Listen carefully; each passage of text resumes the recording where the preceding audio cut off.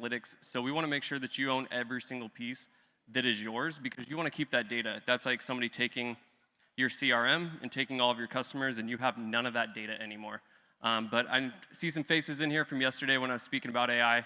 And so I brought up Mo with me. Mo is with Yelp. He's been with them for 5 years. He's in charge of the East Coast. And I know that a lot of people have mixed reviews on Yelp. And so I wanted to sit down with Mo for a second, ask him some questions on what you guys can do to help your Yelp pages. We're a premier partner, and it's something that drives a lot of leads for our customers is the Yelp ads that we run. And so, Mo, I got a couple questions. Yeah, sure. Hello, everyone. How you doing? Come on. First of all, I'm going to say that one. Hello, how's everybody doing today? We like feedback. There we go. There we go. All right. So what are the top 3 things somebody can do on their page that's going to help them to rank better on Yelp? Yeah. So the first thing when people generate their Yelp page, first thing people need to know is Yelp is a category-based platform. So it's not keyword-based. So make sure you have the right categories. For example, roofing, gutters. Basically, you want to basically have those categories up because if you don't, you're not going to generate the leads in those services. The second thing that you want to do is have updated photos. I wouldn't say stock photos are best. You want to show like the faces, the people the jobs that you're doing as well. But having photos are great. And the third thing that you need to do, well, guess what? Can you guess what that is?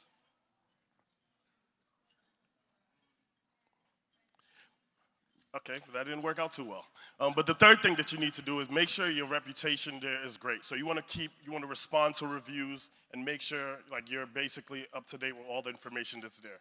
People are looking for your businesses, so if the information is not accurate, they're not going to find you and they're going to go somewhere else.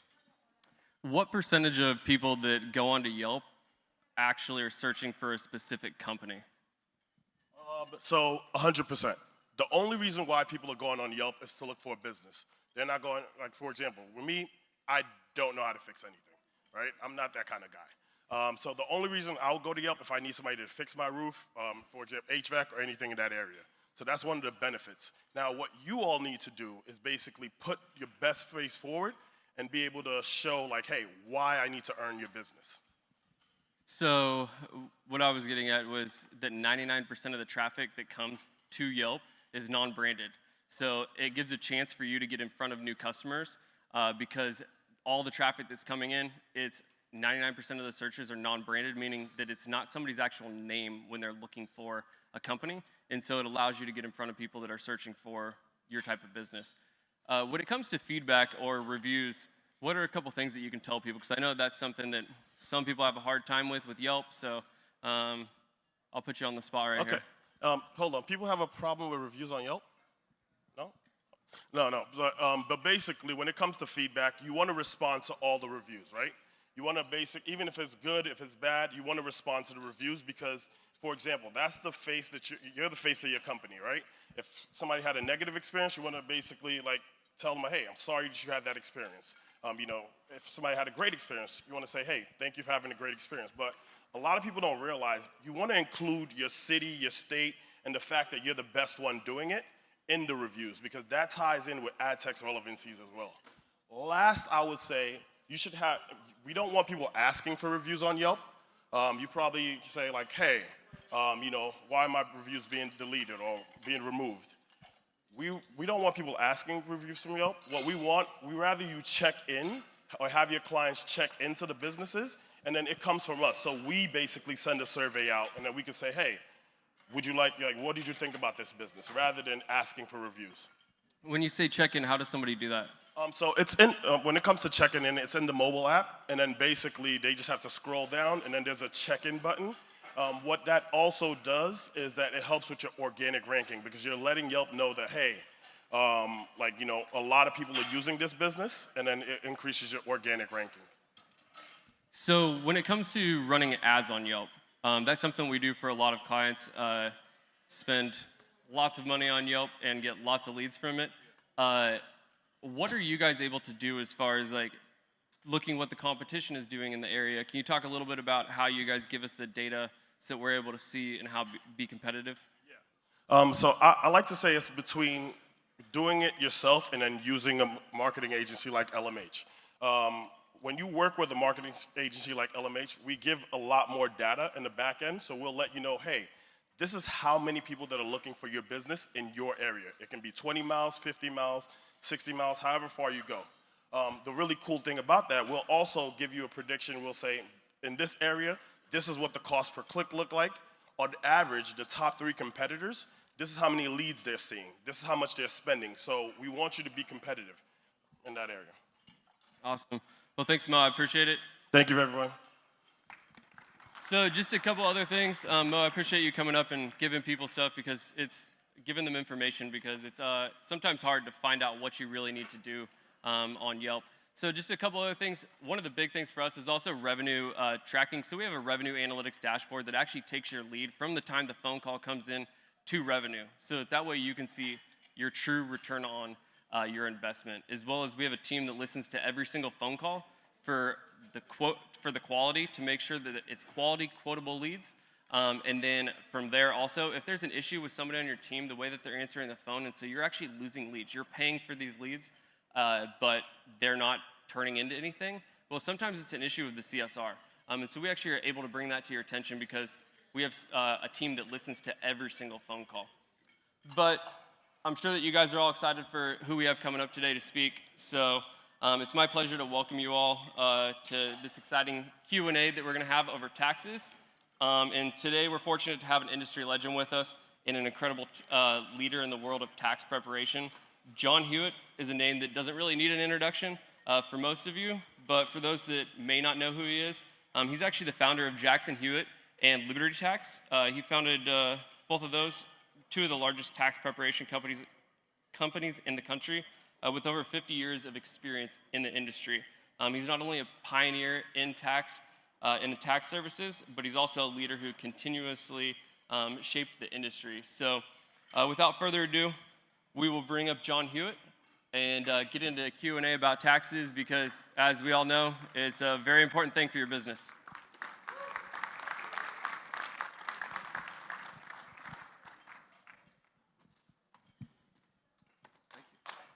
Thank you.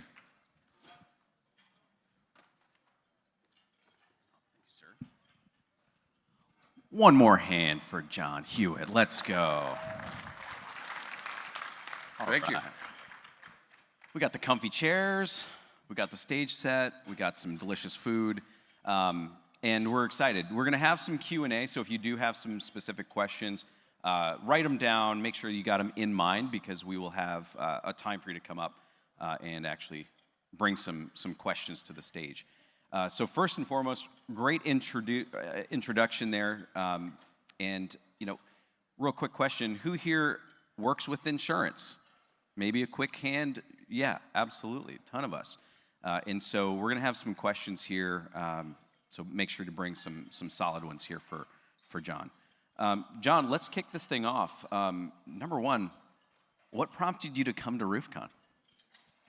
I merged with a company called CR3 that we're excited. We're 2 years old. We're a franchisor. We're already not only the fastest growing franchise in roofing, we're top 10% of all the 2-year-old franchises in the United States.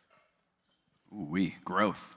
One thing that you should all know is that, amongst all of the beautiful points that we had for John here, he's been recognized countless times as, top 100 most influential people in multiple spaces, accounting, tax, et cetera. And so the growth is, I'm not even surprised to hear that, honestly. Now, with that being said, you are here. I'd love to kick this thing off, maybe with a question, for a lot of the guys and gals in this room here. What are some of the top, maybe hidden tips, tricks, things that this audience should know before anything else while they're still working on the salad course? If they leave here with one piece of information or one takeaway, let's kick it off with that. What's a solid tidbit or two that we should give these guys? Well, let me first say that when you asked how many people were in insurance, if you asked them how many had filed a tax return, it would have been 100%. 100%. Right. But the key thing that I found, that I built a $1 billion company and a $500 million company, and with CR3 and my current company, we're on our way, third time's the charm. So hopefully it's my next $1 billion company. And my companies that I've developed have 10,000 locations. So I've always been competing with H&R Block. Most of my career has been in tax until the last 6 or 7 years. And now I'm falling in love with roofing. And you have to have a differentiator. You have to be different than your competitor. So I'm going to give you all of you a tip that works in all my companies, that in all my industries. We're in 7 different industries today, including roofing. But this tip works in every industry, and it will differentiate you from your competitor. And people say to me, why do I give tips to my competitors? Aren't you worried they'll copy me? Well, when you're in franchising, you'll learn that no one listens to you. So the hardest thing you have to do is get people to follow the system. And but one tip I have that I learned a long time ago is that, and I started this in income tax, and it works in every industry, but we call our customers after the job is done. And it has many benefits. First of all, number one is they like being called.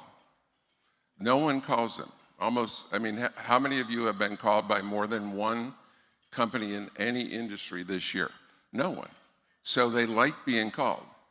And secondly, what I found is that in all my companies, especially roofing, they don't do a good job of asking for referrals. So you do a great job at the roof, but your people who are great salespeople and they're great at doing their job, they're not good at asking for referrals. Human beings, 95% of human beings just can't ask for a referral. So you call the customer, you have a very personable person, and how we do. Oh, I loved it. You guys did a great job. You cleaned everything up. You were in and out. You were fabulous. Well, do you know anyone else?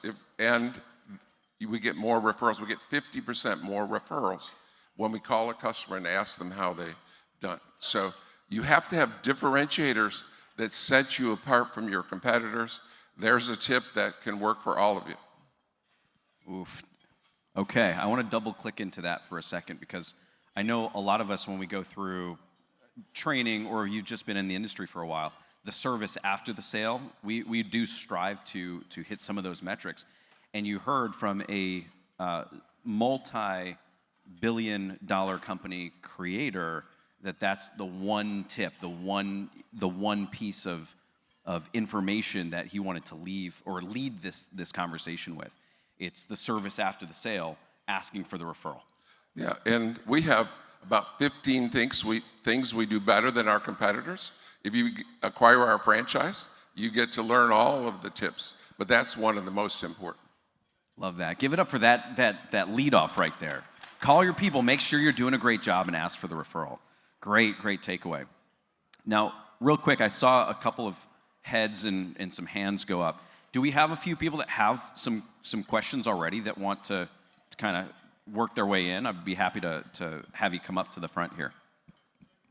I saw a couple of hands. If you're ready, please make your way. Actually, let's see, we got a camera there, so maybe you're like right up front here, and I'll make sure I hop down and we get your question up there. We got a couple. Oh, we turned the hat around, all professional. I like it. We coming up? Okay, cool. Hey, the question for those tips that you were giving is, when you're reaching out to somebody, following up, do you recommend that being the person who worked with them, or is that somebody specifically that's asking the same questions that avoids having any bias, where if there's anything wrong, they might not tell you? That's good to mention, because the question, in case you didn't hear it, is, should you have the same person who made the sale or did the job be the question? No, because in case they screwed up. You know, I didn't mention that one of the advantages is sometimes they're going to screw up. And it may be something silly like they spit tobacco all over my lawn, or they did so. You don't want the same person that did the job or interacted with the customer to make the call. You want to be checking up on your people, right? You want to, that's the way to improve your service, is it's not only good at referrals, it's not only good at retention, but it's good at making sure that you're the best in the market. Thank you. Great question. Now here, I want to scale it back a little bit too, because, you know, as much as I think a few of us want to get into more of kind of the tax and for ourselves personal, for our business, things like that, scaling this back, you're just an incredible entrepreneur. I mean, we have decades of experience building these businesses. I would love to hear, because if you do a Google search, if you're a nut like I am, I was doing a mess of research before we even came up here. I would love to hear some of the origin story to this, because a lot of us, who here is maybe less than 5 years in business? Okay, quite a few hands go up, and so I want to kind of touch on that. When we start, you know, looking at some of these companies that are under 5 years, maybe even under 10 years, and maybe plateaued or things like that, we're talking about a group full of entrepreneurs here, big goals, big dreams, teams to take care of families, etc. Can you kick us off with the origin story? I'd love to hear a little bit more about that. Well, one thing to keep in mind is there's no school in the United States, if in the world, on how to be a CEO. There's no school. And I call it, there is one school, I guess, I call it the school of hard knocks. And they say that people that have most successful have made the most mistakes. So since I'm older than everyone in the room, and I probably founded almost $2 billion worth of valued companies, I'm probably more successful than virtually everyone in the room. That means I made more mistakes than everyone in the room. So you learn by mistakes. And one of the things we do with our franchisees is we teach them to be CEOs of their business, because no one's teaching you that. You got to learn the hard way. And so you learn by mistakes. And the best people, they say that smart people learn from their mistakes. Well, how many smart people do you guys know? I mean, to me, I don't know very many. And they say wise people learn from the mistakes of others. And that's when you're a franchisee, you're learning from all the mistakes I made and all the mistakes. But you have to learn from those mistakes. And I made so many mistakes. One thing before, there's some of my books are here. And one of the only major thing different than people have said about my book than other books is I talk about all the mistakes I made. And I talk about the mistake and how I overcame it. And I didn't think about that when I wrote the book.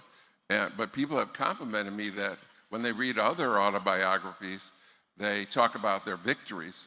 But I talk about all the mistakes that I made. And so I've made so many tens of thousands of mistakes. If you have an issue, and I'm available as a mentor, I do a mentor hour every week. Or you can come up to me afterwards. If you have an issue in your practice, I'd be happy to help. Yesterday, I made a short presentation and on the top 10 most important things to do to grow exponentially.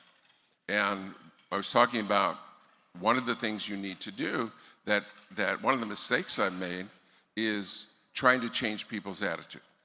That Tom Watson Sr., the founder of IBM, said, give me 100 people with great attitude or 100 great engineers. I'll take the people with great attitudes, because you can teach engineering. And one of the biggest mistakes I've made in my career is trying to change people's attitude. And so long ago, I was about 40, almost 40, before I realized that attitude and culture are critical components of huge success. You have to have a culture in your organization of not only exceeding customers' expectations, but of treating employees as number one. In the book Nuts by Herb Kelleher on Southwest Airlines, he says, if you want your customers to be treated as number one, you have to treat your employees as number one. So you have to hire for attitude. And the very best top of the line people are people that act like owners. And I've had 5,000 franchisees, and I've had tens of thousands of employees. Out of my employees, only 3% of them act like owners. Out of my 5,000 franchisees, 98% of them act like owners. So you're looking at one of the things you need to do when you need to find people is you need to look for attitude in people that act like owners. And so it was funny, after the presentation yesterday, a couple came up to me and said, well, what kind of questions do you ask in the interview to determine if someone has a good attitude? Because you can't say, do you have a good attitude? I mean, that's stupid. I mean, no one would say no to that. So you have to have clever questions. So what I volunteered to do is to have them listen in. I'm continually interviewing all year long. They can listen in to me in some of my interviews. So I'm available to help and mentor and guide you guys if you're willing to learn. Who wouldn't take you up on that? That's a brilliant offer there. Here's a question. This might be a hard one because I know just from circling the floor and talking to the attendees this year, I'm just going to ask it this way. What if somebody finds themselves, they've made maybe some bad hires or some hires that proved, hey, maybe the attitude isn't there. The aptitude is there, but the culture is now, being driven through the floor. And they're finding themselves in a tough spot where maybe they have some bad apples on the team. How do they move forward with this new paradigm of, hey, we're hiring for attitude, for culture, for excellence, if they find themselves kind of on the back foot of a team that's not so attitude friendly? An important point of culture is you hire for attitude, but you understand that even when I've been looking for this for 40 years, and I've hired, so I'm always looking for attitude, but I'm only right 70% of the time. So an important second step is you gotta eliminate the person with the wrong attitude. I had to fire a person a couple years ago, and I said, I'm not firing you, you fired yourself. These top executives, these other 2 or 3 people don't even like you. I can't save you. You're not part of this culture. You're not part of you have the wrong attitude. So you need to go find somewhere else. The second most important thing is there's only two important things. Hire for attitude and eliminate them quickly if they don't have the right attitude. Sounds simple. Sounds simple. I know a lot of us get the emotional attachment to maybe some employees, but you're saying, hey, if we're setting a standard for the culture and somebody isn't fitting into that culture, they're no longer part of the culture. I was in church 30 years ago, and the minister said, every one of us sins every day. That was probably the top sermon I ever heard. It helped me in business because I said to myself, wow, I sin every day, but he's saying he does. And it didn't occur to me till months later. This is 30 years ago. I was your age. And months later, it occurred to me that if we're violating God's 10 commandments, if every one of us is violating God's 10 commandments, I was with Jackson Hewitt then. Who's following Jackson Hewitt's commandments? No one. And so you have to make a commitment as a leader to set an example. I mean, you always have to set the example of the most principled. Who's following the Jackson Hewitt principles? No one. So we have to be better at enforcing that, and we actually set up at Jackson Hewitt, we set up a culture committee. We set up principles. We would have principles on, and we do that today too, but we have principles on a pad of paper. And we have the 10 principles, and then we have a blank for the name, and then if someone meets the principles, then we give them a sheet of paper with their name, and it's called a mission moment. And if someone violates the principles, for example, here's a simple situation. I foolishly let my CFO at Jackson Hewitt, when we were a public company, and I let him let franchisees only talk to his team between 2 and 4 p.m. So one of my low-level accounting clerks gets a call at 4:15, and from a franchise and said, "Oh, it somehow got through the switchboard." Said, "Oh, it's past 4. I can't talk to you," and hangs up the phone. That's a policy, and if your culture and attitude principles trump policy. So she got a mission moment complaint about to her. The CFO went crazy because he defended his silly policy. And that, I mean, every one of us knows that's horrible, horrible principle. And so you have to put principles above policies, and you have to manage for culture and people. Love that. Love that. Quick side note to that, and I think this is really relevant for everybody in this room, is that the leaders, and I consider everybody in this room a leader, the leaders that are in this room, you're setting the standard right now. You invested in yourself, your teams, et cetera, to be in this room, get a platinum ticket, take time away from family, friends, work, business, life, to be in this room. And so everybody in these seats are setting the standard right now. So let's give ourselves a round of applause here real quick as well for just being in the room. Any questions that we've got around culture, things like that? Miss Amanda. For being in the business as long as you have been, I'm sure you have gone through seasons of reduction in force. How do you maintain good culture during those seasons? That's, that's a good point, and I've been in this business long before you even thought of, 55 years, right? So, and occasionally you have situations. We had a situation 2 different times I almost went bankrupt. One was of my own doing, I overexpanded. Secondly, the IRS almost destroyed the industry in 1995. And so we went to the team. First of all, you have to come up with a plan. And we went to the team one time to avoid a reduction in force. We cut everyone's pay in half and said, and fortunately we were in a seasonal business, and many of you, if you're in roofing, of course, if you live in a northern climate, you're in a seasonal business. Fortunately, we had a horrible tax season in 1995, and we only had to get to January before the income started pouring in. Well, if you have a horrible year and your year ends in October, November, you only have to get to March or April before it picks up again. So I cut my pay to 0. I cut everyone's pay in half, and everyone was treated equally. So I avoided the reduction in force.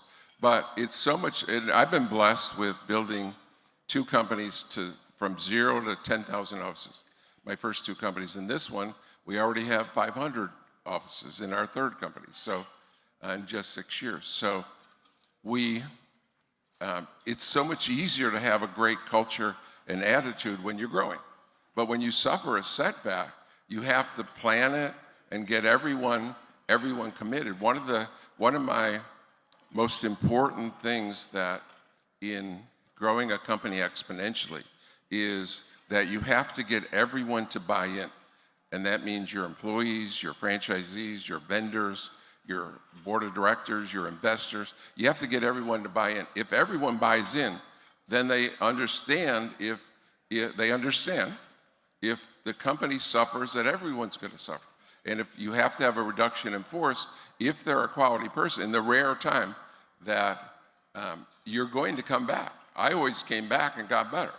So hopefully, and I know that if you suffer a turbulent time, something happens that you made a mistake, you overexpanded, you merged with the wrong partner, you get a divorce, things happen. If your people believe in you, then they understand. So you have to start when you have to prepare by creating loyalty, and the only way to receive loyalty is to give loyalty.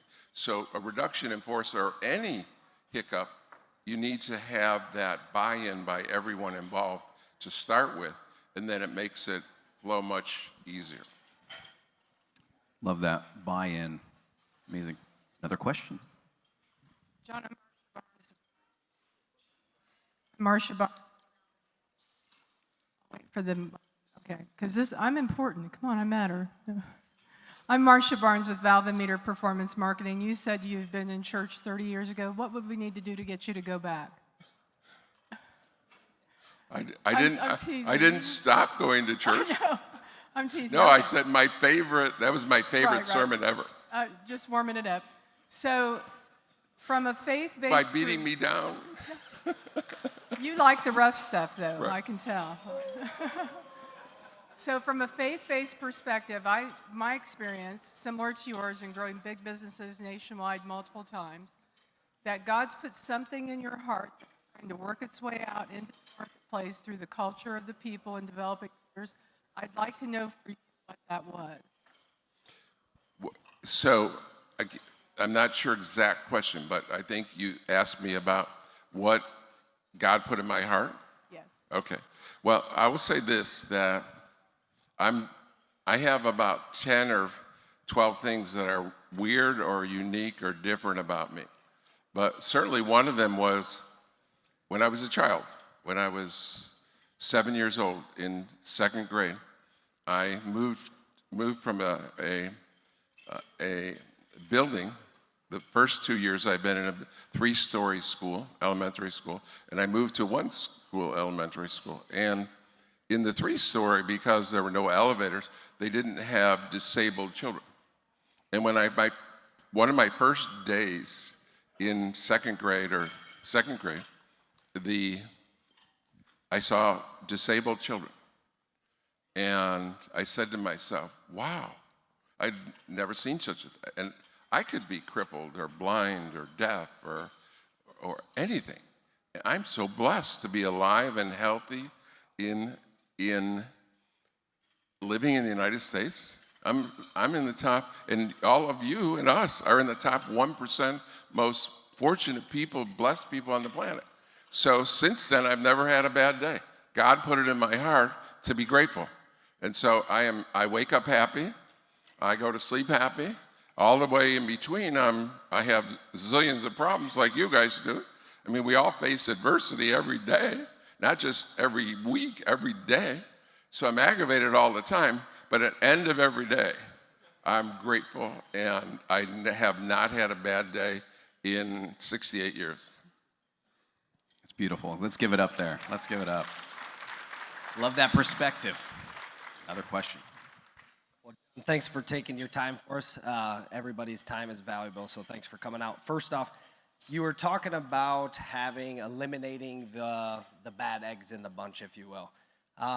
We're having, for my company at least, we're having about all of our top-end people obviously buy into the program.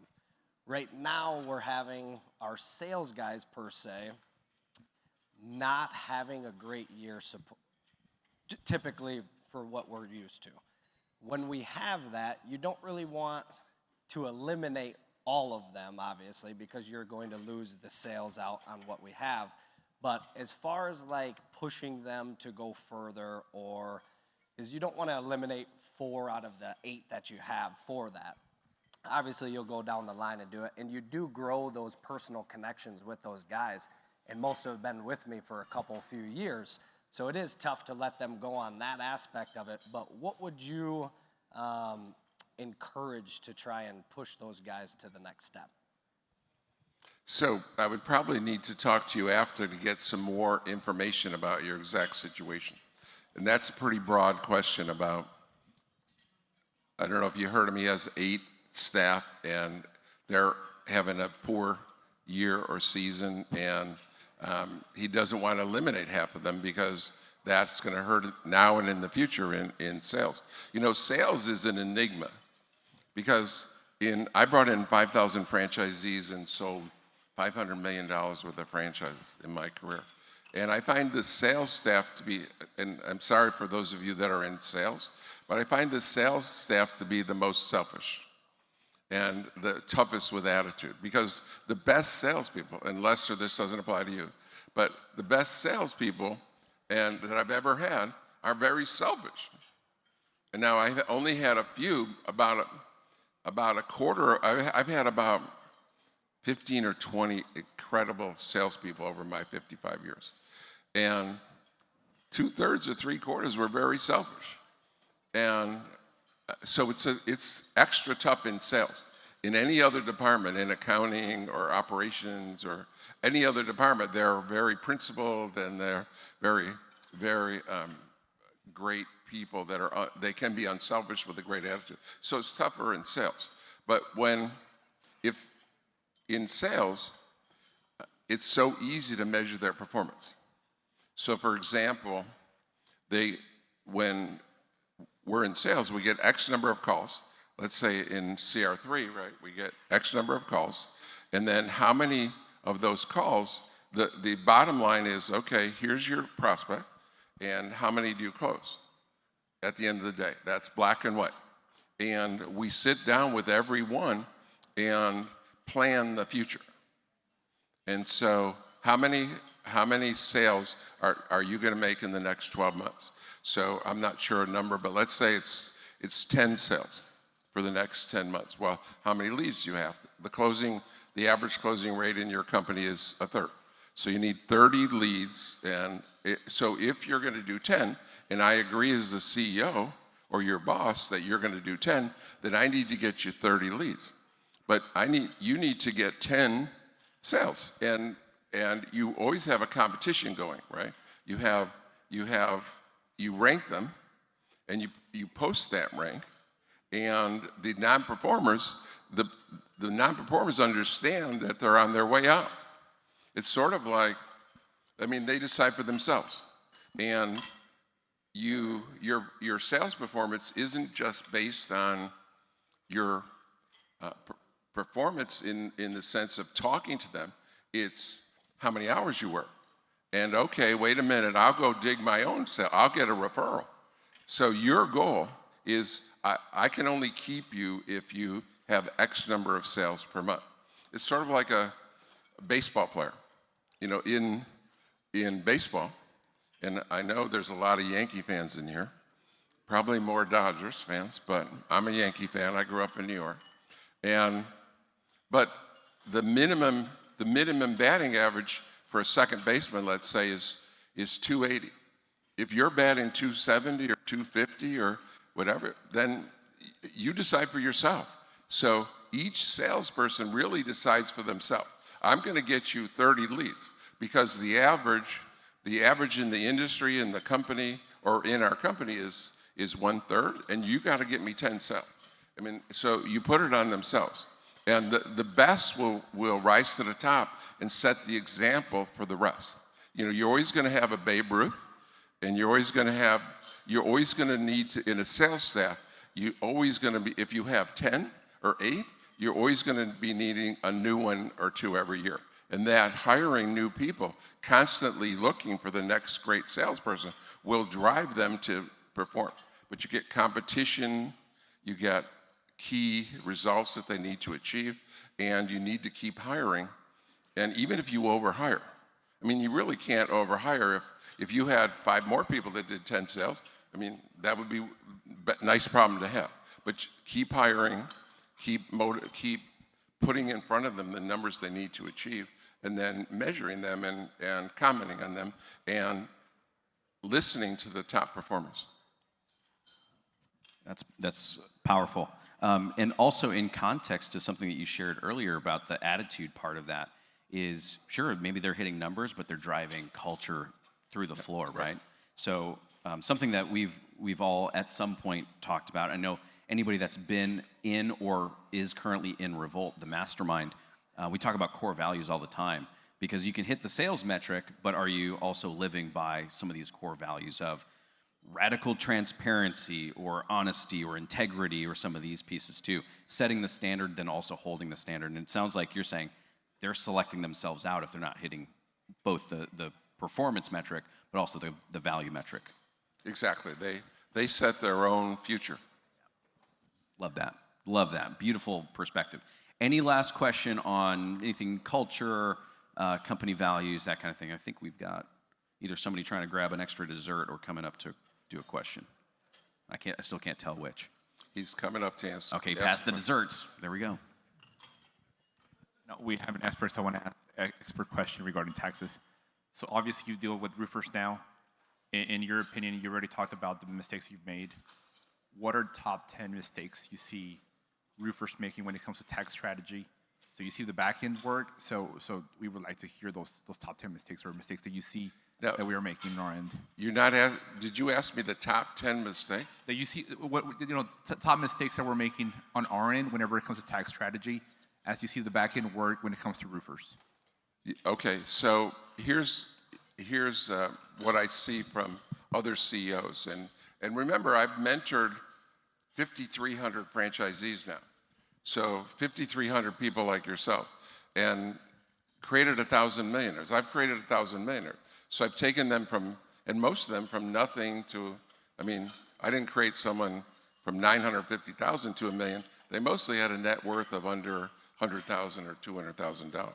So I've mentored many people, and so here's the major mistakes that I can think of all these 5,300 people like yourselves that were, and half of them were trying to seize the American dream. Half of them had been self-employed before. But one thing is, I found that 2/3 of the people want to be self-employed, and only half of them can be self-employed. They don't have the risk tolerance. They don't have the drive. They don't have the, no one's bossing them around and saying you got to be at work at 7 a.m. and you got to be on that roof at 7:30. I mean, no one's telling them what to do. So they don't have the get up and go to do the job. So one is lack of drive. Lack of drive. And the name of my book is I Compete. Made in America by Sam Walton, he said, people ask me what's different about me than other people. He said, the only thing I can think of, it's a great book, by the way, at Walmart. It's $5, or it used to be $5, probably 10 now, but the only thing that can think of that sets me apart is I'm crazy competitor, fanatical winner. And he said, show me a good loser and I'll show you a loser. So he's fanatical competitor. So you have to have drive, and a lot of people don't have the drive. And boy, I love that, because the people that, I was looking out about 20 years ago. I was on July 4th, CEO of a public company and competing with H&R Block and Jackson Hewitt, and I was with Liberty Tax. And on July 4th, I'm out looking at offices for one of my franchisees in Tampa. I was in Tampa looking around at an office, and I said to myself, not only am I smarter than my CEO of Block or Jackson Hewitt and more experienced, they only had 2 years experience, but I'm harder working than them. So you got to have everything worthwhile requires hard work. If you're going to be one of the best, you have to have drive. You have to have a great attitude. And you have to be able to, again, if you can't convince others about your dream to buy into you, you have to convince others to buy in.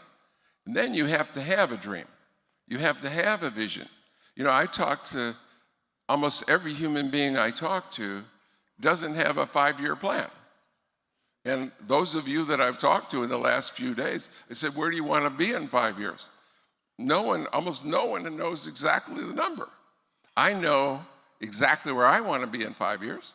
I know how many offices I want to have, how much revenue I want to have. People they fail to plan. They don't plan to fail, they fail to plan. Every one of you has to have a goal. And almost no American has either a business goal or a personal goal. So one of the mistakes is you don't set goals. You got to have a plan. And then the goal has to be a bit outrageous. I was so unrealistic when I started Jackson Hewitt in 1982. I had 6 offices. H&R Block had 9,000. And guess what my goal was? Guess what my goal was? 18,000. 9,001. I thought so. 9,001. I wanted to go outrageous. Right. Thanks, Now, Ian. would any of you say, and H&R Block had 9,000 in 1982, the second largest had 200, and I had 6. Would any human being here say that I wasn't crazy, that I wasn't unrealistic? You need to set goals, and then you need to have a bigger goal. Because I only got to 6,000. I only got to $1 billion company. But if I had so I didn't make it, but I made it. And would I rather have had a goal of 9,000 and got to 6, or 300 and been all happy?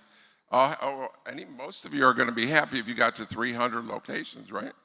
So that would be fantastic. But would you rather have 300 or 6,000? So you need to have goals, and you need to have have vision, and you need to be constantly positive, and you need to, and I find Americans in general to be ingrates. You know, when I talked about my grateful story, I have 6 children and 11 grandchildren, and I won't talk about my great-grandchildren, my 5 of them, because they're too little, but none of my 6 children or 11 grandchildren, they're spoiled rich kids. They're not grateful. I cannot even convince my own children that to be alive and healthy in the United States, you're in the top 1% of people on the planet. So those are some of the key things that I see errors from entrepreneurs. That's strong. Ian, did you have a question? This will be our last one. Then I want to actually talk about the book here. Thanks, Michael, and thanks for your time here.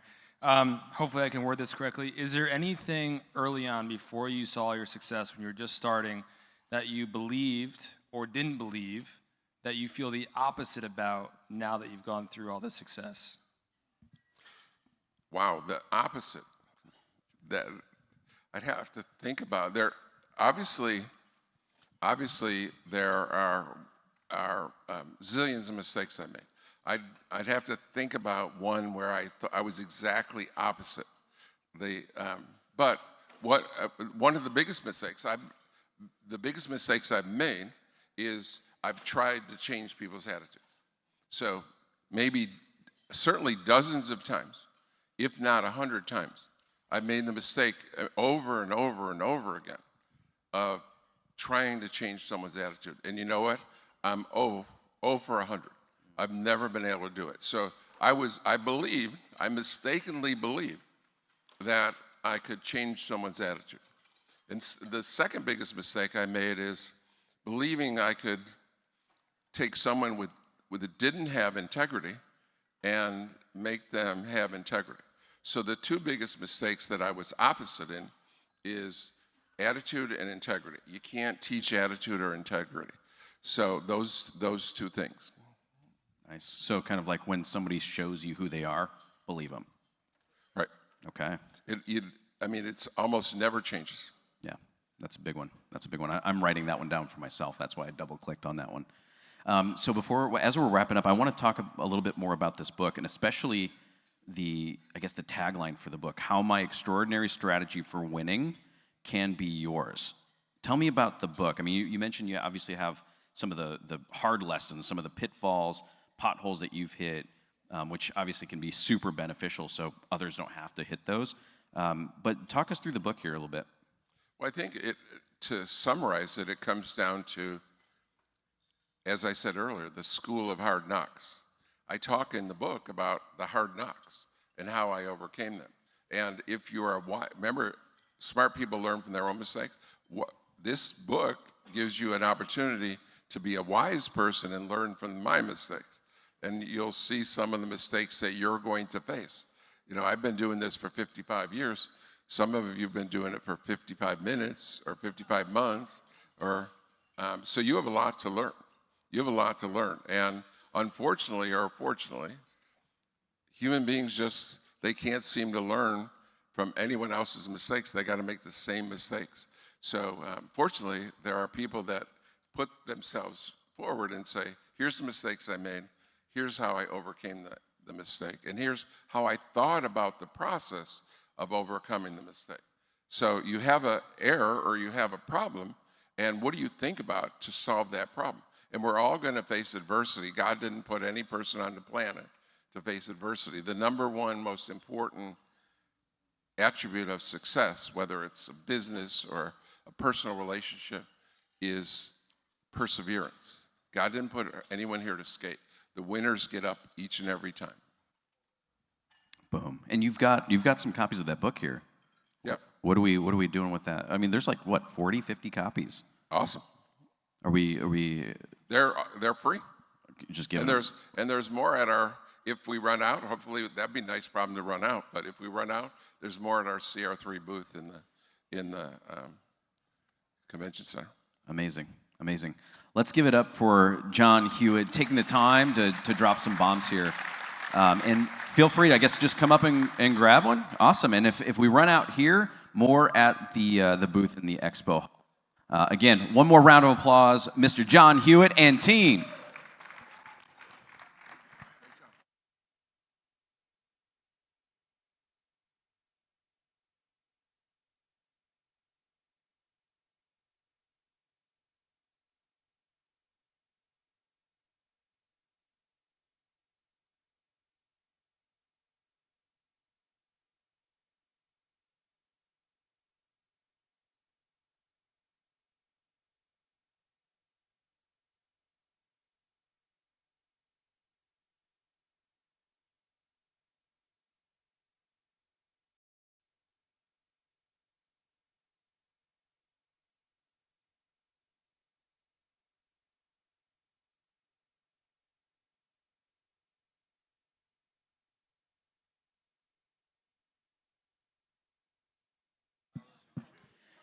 All right, so we ran out of books up here. They're at booth 418. 418. Grab some more books. CR3. Okay, yeah, they've got the Make America Great hats there as well. So if you recognize nothing else, there we go. At the CR3 booth. 418. Come grab a book. I'm looking forward to giving this one a read as well.